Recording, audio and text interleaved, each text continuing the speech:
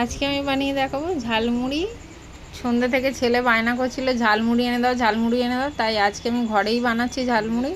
এখানে পেঁয়াজ, লঙ্কা, টমেটো, ধনেপাতা আর এখানে নিয়ে নিয়েছি শসা, সব কুচিয়ে নিয়েছি। আর 5 মেশালি চানাচুর এনেছি, আর সেদ্ধ ছোলা আর সেও ভাজা।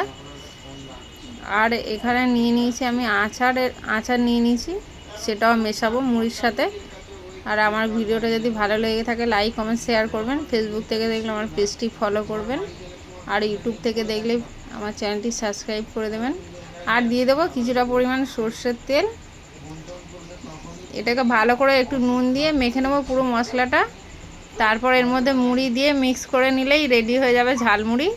বাচ্চারা বায়না করলে এইভাবে বাড়িতে বানিয়ে খেয়ে দেখতে পারেন, খুবই সুস্বাদু হয়। আর বাইরের তেল সব ঠিক থাকে না, সেই কারণে বাইরেরটা নাই খাওয়া উচিত।